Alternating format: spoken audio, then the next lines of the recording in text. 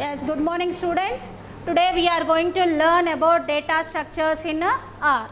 Now, how you are going to store the data in R environment, that is a concept.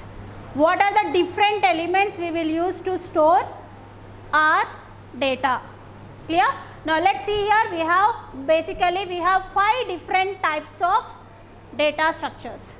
Data objects, you can call it as data objects also. Now, we have 5 different types: scalar, vector, matrix, list, data frame.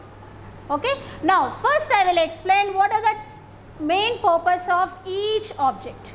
Clear? Now, scalar is nothing but if you want to store single value, we are using scalar. Second one, vector.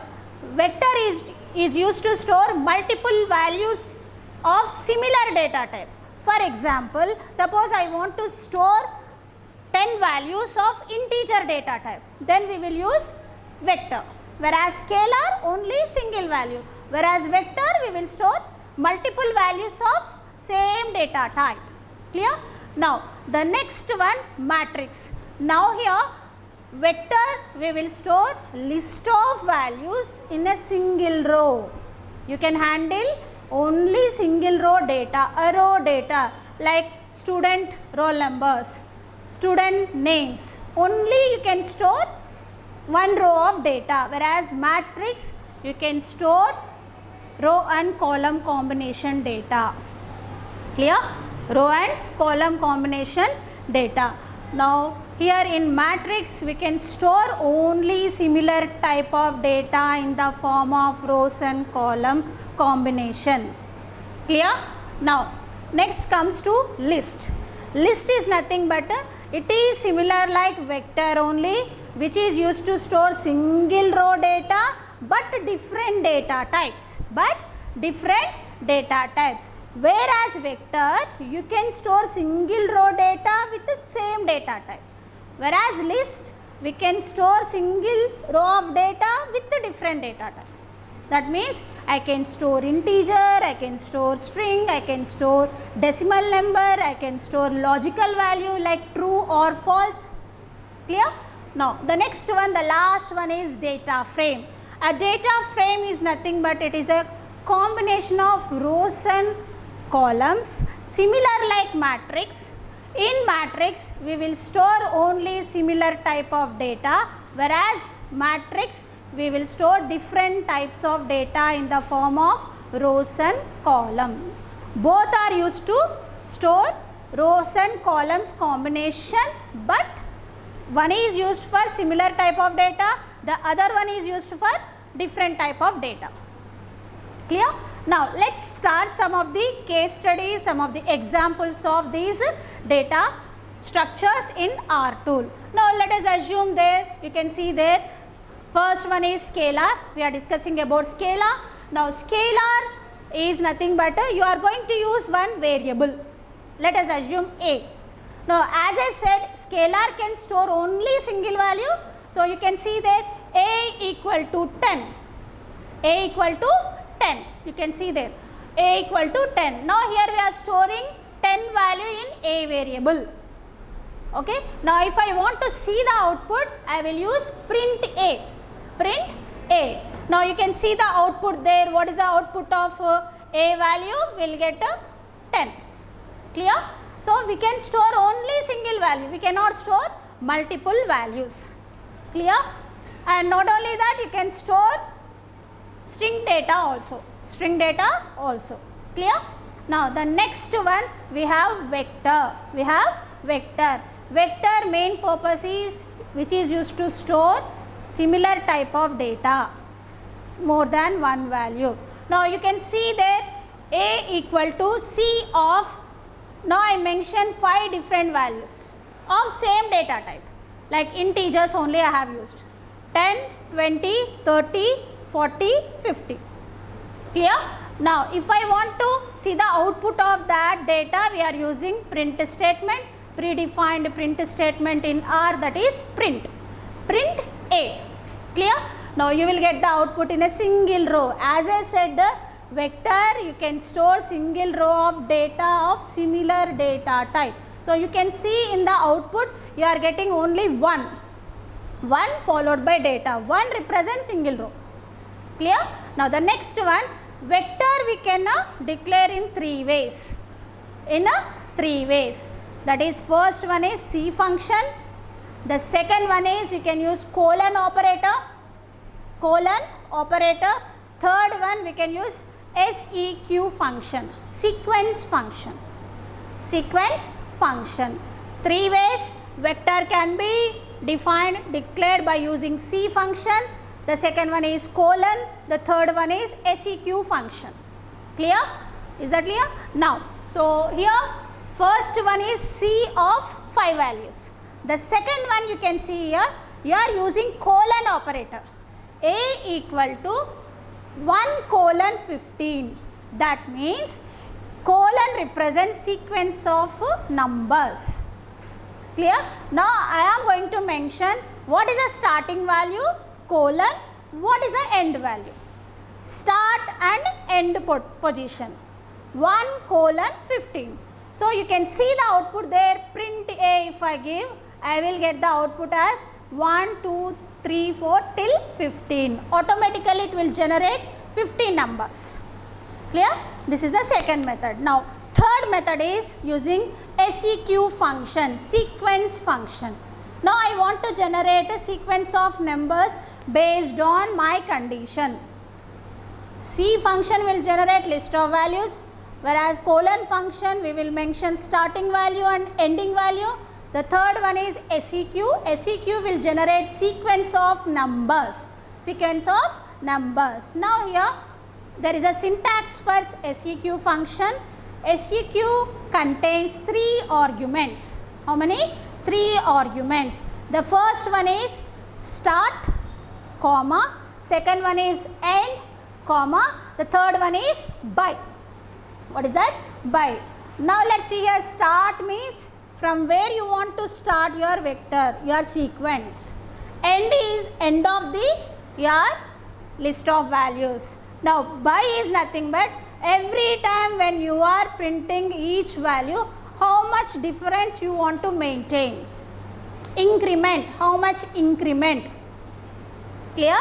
How much increment we are going to use by as an attribute. Clear? Now let's see the example. Now here A equal to SEQ 12, 20, 2. 12, 20, 2. So what is the starting value? 12. What is the ending value? 20. What is the increment? 2.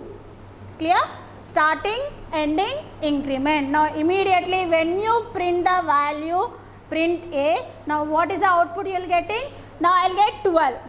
The next one plus 2. I am incrementing every time what? Plus 2.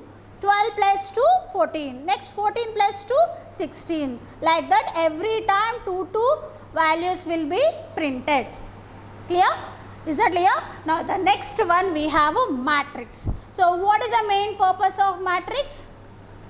We can store row and column combination. We can store row and column combination of similar data type. Now let's see here. We will see first how to declare matrix. Clear? Now to declare matrix we have only one method, only one function, that is matrix function. Now here let's see the example. M equal to matrix. What is the function name? Matrix followed by, we have to mention some arguments. Now here the first argument is data. What is the first argument? Data. The second argument is n row. Now you have to mention number of rows. How many rows you want. Third option is n col. How many columns you want. It is not compulsory. If you want to use, you can use it. It is not compulsory argument. Okay. Now the next one is by row. By row is nothing but after declaring your data, whether you want to print data row wise or column wise, you can mention. So by row always take 2 values. logical values, true or false. Then followed by one more thing is called dim names. Now I want to assign names for my rows and columns. Then I will use what? Dim names as an attribute. So total 5 attributes. The first one is data, the second one is end row, the third one is end call, the fourth one is by row, the fifth one is dim names. Clear? Now let us see the example, basic example. Now here I am declaring M equal to matrix.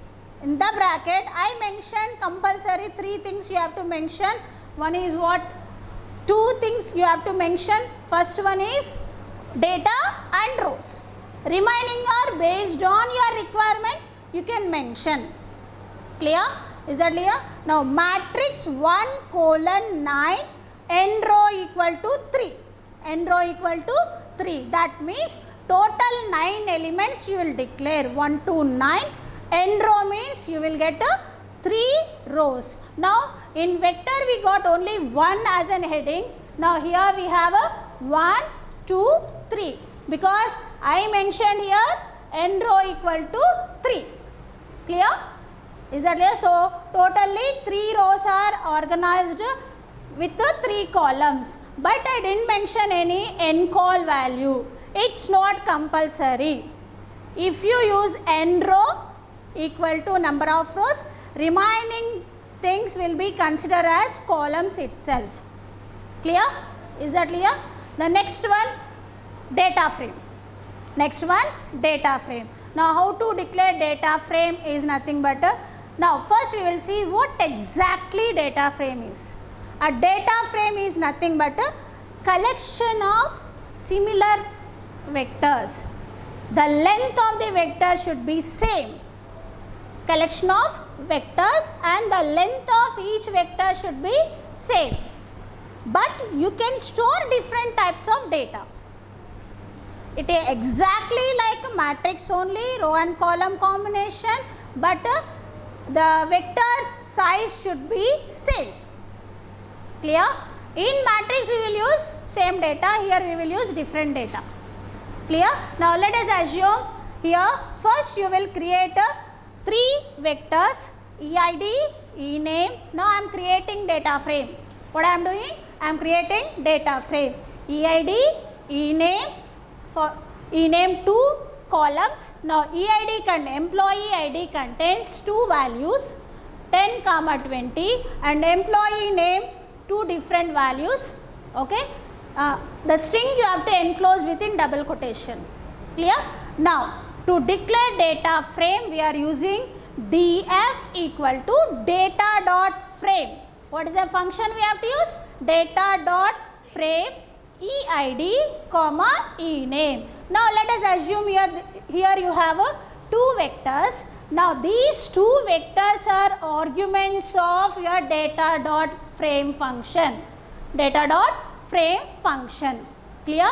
Now if I give 30 here, I will get an error because as a definition, as the main purpose of data dot frame is equal length.